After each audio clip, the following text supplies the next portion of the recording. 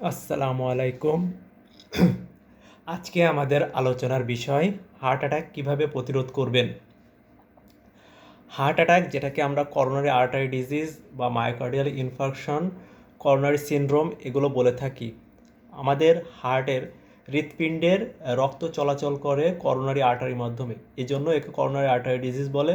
সাধারণ বাংলায় একে বলা হয় হার্ট অ্যাটাক। হার্ট অ্যাটাকে কী হয়?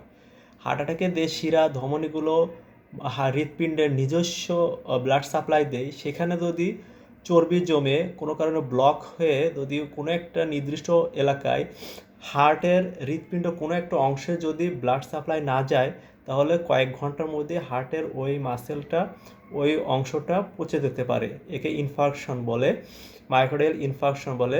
এটা যেহেতু একটা পার্মানেন্ট সেল, একবার তৈরি হয়ে আর কখনো এটা তৈরি হয় না বা রিজেনারেট করে না, নতুন করে আবার তৈরি হয় না। যেমন আমাদের স্কিনগুলো রিজেনারেট করে, এপিথেলিয়াল টিস্যু বলে এগুলোকে, এটা রিজেনারেট করে। কিন্তু হার্ট একটা পার্মানেন্ট সেল, এটা একবার নষ্ট হলে পুরো জীবনের জন্য নষ্ট হয়ে যায়। এ কারণে এটা এত গুরুত্বপূর্ণ। এটাতে যদি ব্লাড ভেসেলে কোনো কারণে ব্লক হয়, রক্তে চর্বি জমে, যদি কোনো একটা হার্টের কোনো একটা নির্দিষ্ট এলাকায় যদি রক্ত না যায়, সেখানে পচে যায়, তাকে আমরা মায়োকার্ডিয়াল ইনফার্কশন বা হার্ট অ্যাটাক বলি। এই হার্ট অ্যাটাকগুলোর কিছু রিস্ক ফ্যাক্টরের কারণে এটা হয়ে থাকে। যেমন হচ্ছে যে অ্যাথেরোস্ক্লেরোসিস, আমাদের যে শিরা ধমনী সারা শরীরে আছে, এগুলোতে জন্মের পরপরই অ্যাথেরোস্ক্লেরোসিস বা রক্তে চর্বি জমা, বা হচ্ছে হলো শিরা ধমনী এই ব্লাড ভেসেলগুলোতে দেওয়ালে রক্ত এর সাথে চর্বি এসে চর্বি জমে জমে এই শিরা ধমনীগুলোকে সরু করে দেয়। তখন তার প্রেশার হয়, তার প্রেশারের পরিমাণ বেড়ে যায়, তার হস্তালকে বিভিন্ন ধরনের এই ইনফাকশন বা পচে দেয়, এরকম ধরনের সমস্যাগুলো দেখা দেয়। তখন এটা জন্মের পরপরই বাড়ার সাথে সাথে অ্যাথেরোস্ক্লেরোসিস প্রক্রিয়াটা শুরু হয়ে যায়। আমাদের শিরাগুলো ন্যারো হতে থাকে, শিরাগুলো দেওয়ালে চর্বি জমতে থাকে। তবে এটা একটা ক্রনিক স্লো প্রসেস, অনেক ধীরে ধীরে এটা হতে থাকে, এবং ডায়েট এর উপরে এটা অনেকাংশে নির্ভরশীল, এছাড়া আরও অনেক কিছু ফ্যাক্টরের উপর নির্ভরশীল। এরপরে আসেন সেক্স এ। ফিমেল পেশেন্টদের ক্ষেত্রে যদি মাসিক হওয়ার আগে প্রিমেনোপজাল সময়গুলোতে, তার জন্মের পর থেকে এই অ্যাথেরোস্ক্লেরোসিস প্রক্রিয়াটা ধীর থাকে, আস্তে আস্তে হয়। কিন্তু যদি সে পোস্ট মেনোপজাল মাসিক বন্ধ হয়ে যায়, এই পিরিয়ডে চলে যায়, তখন সেক্ষেত্রে তার এই অ্যাথেরোস্ক্লেরোসিস প্রক্রিয়াটা অনেক দ্রুত বেড়ে যায়। তখন আবার অনেকের বিভিন্ন ধরনের ফ্লাশ হয়, মুখে আগুন দেখে, মেনোপজের পরে কিছু সিমটম দেখা দেয়। সে কারণে রোগীরা অনেক সময় হরমোন রিপ্লেসমেন্ট থেরাপি নেয়। এই ইস্ট্রোজেন প্রজেস্টেরন যেগুলো আগে শরীরে আসতো, মাসিকের বন্ধ হওয়ার পর থেকে এগুলো পরিমাণ কমে যায়। এই ইস্ট্রোজেন প্রজেস্টেরন বাইরে থেকে সে নেওয়া শুরু করে। তখন এই ইস্ট্রোজেন এই হরমোন রিপ্লেসমেন্ট থেরাপি নিলে তার আবার হার্ট অ্যাটাকের পরিমাণ বা ঝুঁকি বেড়ে যেতে পারে। তার এই ভেনাস থ্রম্বো এম্বোলিজম বলে, এটা হচ্ছে রক্তের ভিতরে চর্বি জমে, বা হচ্ছে রক্তের ব্লাড ভেসেল শিরা উপশিরাগুলোর ভিতরে রক্ত জমে ন্যারো হয়ে এই মায়োকার্ডিয়াল ইনফার্কশন বা হার্ট অ্যাটাকের করতে পারে। এছাড়া ফ্যামিলি হিস্ট্রি থাকলে এটার ঝুঁকি বেড়ে দেয়। যদি কারো ফ্যামিলি হিস্ট্রি থাকে, সেক্ষেত্রে মেলের 50 বছরের আগে তার নিজেরও হার্ট অ্যাটাক হওয়ার সম্ভাবনা বেড়ে যায়।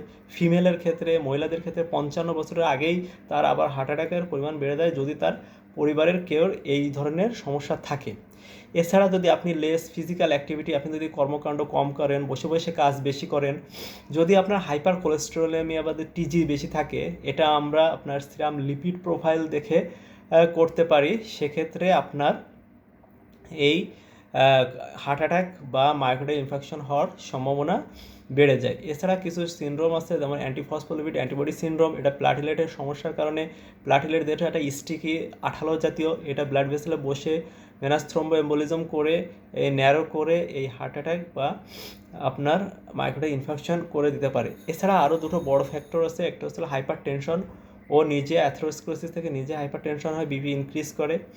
আবার যদি আপনার ডায়াবেটিস থাকে এবং সেটা যদি আনকন্ট্রোল থাকে, আনকন্ট্রোল ডায়াবেটিসে সুগারের পরিমাণ বেশি থাকে, সো এই সুগার পরবর্তীতে চর্বিতে কনভার্ট হয়, চর্বিতে কনভার্ট হয়ে শরীরের বিভিন্ন জায়গায় এটা জমতে শুরু করে, তার মধ্যে রক্তে এবং শিরা ধমনী উপশিরায় এবং হার্টের শিরা ধমনীগুলোতে ব্লাড ভেসেলে বসে থ্রম্বো এম্বোলিজম করে, ন্যারো করে দেয়, সরু করে দেয় ব্লাড ভেসেলকে, এবং সেখান থেকে হার্ট অ্যাটাক বা আপনার এই myocardial infarction, coronary artery disease coronary syndrome এগুলো হতে পারে। এখন আসেন আমরা এটা কিভাবে প্রতিরোধ করব। আমরা যদি 5টা জিনিস মনে রাখি তাহলে আমরা হার্ট অ্যাটাক প্রতিরোধ করতে পারবো। 5টা কাজ যদি আপনি রেগুলার করেন হার্ট অ্যাটাক প্রতিরোধ করতে পারবেন। একটা হচ্ছে আপনি স্মোকিং করবেন না, আপনি অ্যালকোহল নেবেন না, আপনি আপনার ওজন নিয়ন্ত্রণে রাখবেন, আপনি মিক্সড ডায়েট নেবেন, যেমন হচ্ছে ফ্রেশ ভেজিটেবল এবং ফ্রেশ ফ্রুটস খাবেন। আপনি স্যাচুরেটেড ফ্যাট আপনার টোটাল খাবারের 10%-এর বেশি নেবেন না। টোটাল খাবার যদি আপনার 100% হয় তাহলে তার 10% হবে স্যাচুরেটেড ফ্যাট, তার বেশি নয়। এবং আপনি রেগুলার এক্সারসাইজ করবেন, নিয়মিত ব্যায়াম করবেন। এই এক্সারসাইজটা হবে আপনার 20 মিনিট, আপনি যেমন টানা 20 মিনিট হাঁটতে পারেন এবং এটা সপ্তাহে 3 দিন এবং পরপর 2 দিন গ্যাপ দেবেন না। একদিন পরপর আপনি এক্সারসাইজ করবেন। একদিন পরপর এক্সারসাইজ করলে আপনি এই হার্ট অ্যাটাক বা মায়োকার্ডিয়াল ইনফার্কশন এগুলো প্রিভেন্ট করতে পারবেন।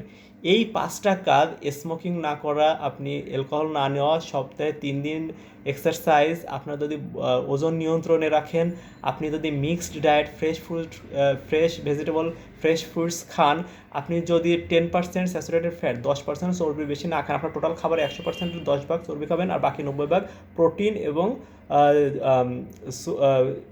গ্লুকোজ দিয়ে বা সুগার দিয়ে পূর্ণ করবেন, কার্বোহাইড্রেট দিয়ে পূর্ণ করবেন, তাহলে আপনার এই হার্ট অ্যাটাক বা মায়োকার্ডিয়াল ইনফার্কশন হবে না ইনশাআল্লাহ।